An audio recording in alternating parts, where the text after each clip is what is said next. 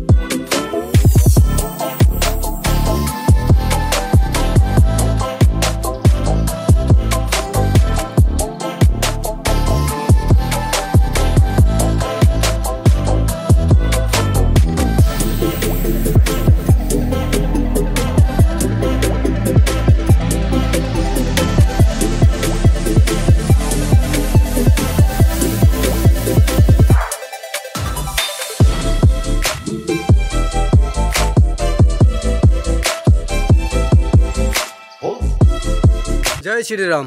মই দিলীপ কলিতা। হৰ হৰ মহাদেৱ। মই অৰূপ বৈশ্য। আপোনালোক সকলোকে স্বাগতম জনাইছোঁ দেৱভূমি ব্লগলৈকে। আজি আমি যিটো ভিডিঅ' কৰিবলৈ আহিছোঁ সেইটো পঞ্চতীৰ্থ দৰ্শন, হাজো পঞ্চতীৰ্থ দৰ্শনৰ যি পাঁচখন তীৰ্থস্থান, পাঁচটা মন্দিৰ দৰ্শন কৰে তাৰে ভিতৰত চতুৰ্থ দৰ্শন অৰ্থাৎ চতুৰ্থ মন্দিৰটোলৈ আমি আহিছোঁ। আহক আমি সকলোৱে এই মন্দিৰটোৰ বিষয়ে জানি লওঁ। কামেশ্বৰ মন্দিৰটো পঞ্চতীৰ্থৰ অন্যতম অৰ্থাৎ পঞ্চতীৰ্থৰ অন্তৰ্গত। এই মন্দিৰটো পঞ্চতীৰ্থ দৰ্শনৰ চতুৰ্থ দৰ্শন। এসময়ত এই পীঠটোক মদন কামদেৱৰ উপাসনা কেন্দ্ৰ থকা বুলি অনুমান কৰাৰ অৱকাশ আছে, কাৰণ যোগিনীতন্ত্ৰ আৰু কালিকা পুৰাণত ইয়াৰ কামপীঠ থকাৰ কথা উল্লেখ কৰিছে। কোনোৱে আকৌ পাৰ্বতী আৰু কাৰ্তিকৰ এটা কাহিনীৰ দ্বাৰাও এই দেৱালয়ৰ অতীত ইতিহাসৰ লগত জড়িত কৰিব বিচাৰে। এই সময়তে এই কামপীঠ ধ্বংসপ্ৰাপ্ত হোৱা উক্ত স্থানত 1800 শতিকাৰ মাজভাগত প্ৰমত্ত সিংহ ৰজাই পুনৰ নতুনকৈ মন্দিৰটো সজোৱা বুলি জনা যায়। নতুনকৈ মন্দিৰটো প্ৰতিষ্ঠা কালত ইয়াত শিৱলিংগ স্থাপন কৰা বুলি কোনোৱে অনুমান কৰে, কিন্তু 1897 চনত এক ভূমিকম্পৰ পুনৰ এই মন্দিৰৰ ক্ষতিসাধন কৰে। এই শতিকাৰে তৃতীয় দশকমানত পুনৰ এই মন্দিৰটো নিৰ্মাণ কৰা হয়। প্ৰতিটো মন্দিৰৰ দৰে নিত্য পূজা তিনিটা হয়। এই তিনিটা পূজাৰ ভিতৰত প্ৰথম পূজাটো ৰাতিপুৱা ভগৱানক জলেৰে স্নান কৰাই অৰ্থাৎ পানীৰে গা ধুৱাই তাৰপিছত ফুল বেলপাতেৰে ইয়াত পূজা অৰ্পণ কৰা হয় আৰু তীৰ্থযাত্ৰীৰ বাবে দুৱাৰ মুকলি কৰা হয়। কেদাৰ মন্দিৰত যেনেকুৱা কৰি অখণ্ড প্ৰদীপ আছে বা অখণ্ড চাকি আছে তেনেকুৱা কৰি অক্ষয়বন্তী ইয়াত নাই। ইয়াত জেনেৰেলি চাকি জ্বলে, প্ৰতিদিনে পূজাৰী আহে আকৌ চাকি জ্বলায়। ইয়াতে মুখ্য পূজা হিচাপে শিৱৰাত্ৰি আৰু মদন চতুৰ্থীকে বুজায়। এই দুটা উৎসৱ ইয়াতে পালন কৰা হয়। ইয়াতে ভোগ ভাতৰো ব্যৱস্থা কৰা হয় আৰু এই যে ৰাতিপুৱাৰ পূজাটো হয় এই পূজাৰ পিছত তীৰ্থযাত্ৰীৰ বাবে ভক্তসকলৰ বাবে এই মন্দিৰত দুৱাৰ মুকলি কৰা হয় আৰু তাৰ পিছতহে তীৰ্থযাত্ৰী ইয়াত দৰ্শন লাভ কৰে।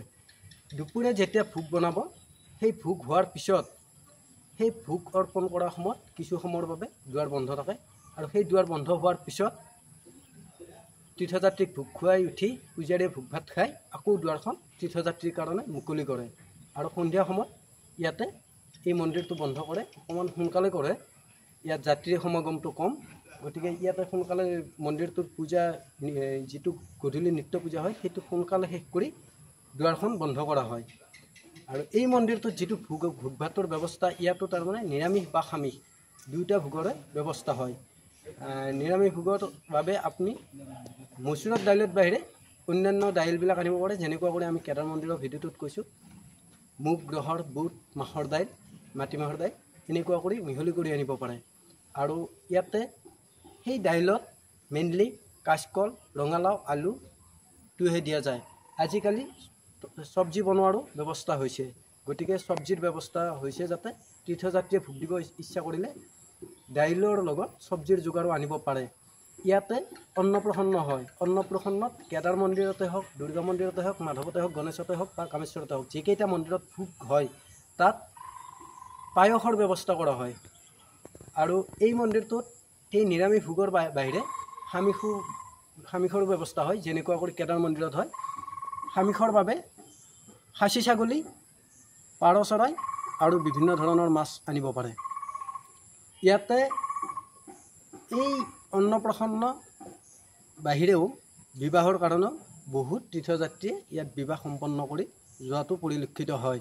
ইয়াতে আপোনালোকে মন্দিৰটো যদি চাব খোজে, আমি আগতে কোৱাৰ দৰে যে এইটো প্ৰমত্ত সিংহৰ দিনত এইটো নতুনকৈ সজাই পৰাই বনাইছে। এইটো আহোম যুগৰ নতুনকৈ বনোৱা। তাৰ আগত ভূমিকম্পৰ ফলত মন্দিৰটো ভাঙি সমাপ্ত হৈছিল। ইয়াৰে কিছুমান অংশ এতিয়াও কিছুমান ঠাইত সিঁচৰিত হৈ পৰি থকা বুলি জনা যায়। কিন্তু মেইনলি ইয়াতে এতিয়া বৰ্তমান যিটো মন্দিৰ আছে, এইটো মন্দিৰৰ চৌপাশে যদি চাব যায় তেনেহ'লে আহোম ৰজাৰ দিনত বনোৱা। আৰু নতুনকৈ পুৰাতত্ত্ব বিভাগে আহি কিছুমান কাম কৰিছে, যেনে পাৰ্কিং প্লেচটো বনাইছে, গাড়ী ৰখা ঠাইখিনি, চিৰিৰ কাম কৰিছে, গাড়ী অহা পথ বনাইছে, ইয়ালৈকে গাড়ীও আহে। তাৰোপৰি পেচাবগাৰ, শৌচগাৰ এইবিলাক গোটেইবিলাক সুবিধা আছে ইয়াত। যিসকল তীৰ্থযাত্ৰীয়ে ইয়াত আহে ধুনীয়াকৈ দৰ্শন কৰি যাব পাৰে। কিন্তু আপোনাৰ অম্বুবাচী মেলাৰ সেই কেইদিন আমাৰ হাজোৰ পঞ্চতীৰ্থৰ আটাইকেইখন মন্দিৰ বন্ধ থাকে, আৰু সেই সময়ত এই মন্দিৰটো সমানে বন্ধ হৈ থাকে। শিৱলিংগটোৰ এটা প্ৰতিমূৰ্তি আছে, যিটোক পঞ্চানন দশভুজা মূৰ্তি বোলে। এই মূৰ্তিটো ৰঙা বস্ত্ৰৰে নগৰ ভ্ৰমণৰ বাবে নিয়া হয়। আৰু আমি কেদাৰ মন্দিৰত গৈ অহাৰ দৰে এই মন্দিৰটোৰো প্ৰথম যিটো বছৰৰ নগৰ ভ্ৰমণ, সেই ভ্ৰমণটো পুহ আৰু মাঘ মাহৰ দুমাহীৰ দিনা গণেশ মন্দিৰলৈ সেই ভ্ৰমণটো হয়। তাৰপিছত তাত তিনিওজনা গোসাঁই বহি যিটো আলোচনা কৰা হয় বুলি মতবাদ এটা আছে, সেই এটা নিৰ্দিষ্ট সময়ৰ পিছত সেই আলোচনা হোৱা এটা অনুমান কৰি তাৰপিছত তিনিওজনা গোসাঁই নিজৰ নিজৰ স্থানত লৈ যোৱা হয়। ঠিক তেনেকুৱা কৰি এই কামেশ্বৰ শিৱলিংগটোৰো যিটো প্ৰতিমূৰ্তি আছে, সেইটোকো ইয়ালৈ এই দোলাৰখনত লৈ অহা হয়। হাজো পঞ্চতীৰ্থৰ চতুৰ্থ দৰ্শন অৰ্থাৎ কামেশ্বৰ মন্দিৰৰ বিষয়ে আজি আমি যিমানখিনি জানো সেইখিনি আপোনালোকক জনালোঁ। আৰু আমি যদি কিবা তথ্য লাভ কৰিব পাৰোঁ বা কিবা আমি গম পাওঁ, তেনেহ'লে নিশ্চয় আপোনালোকক এই মন্দিৰটোৰ বিষয়ে আৰু কিবা যদি আছে আমি নিশ্চয় জনাম।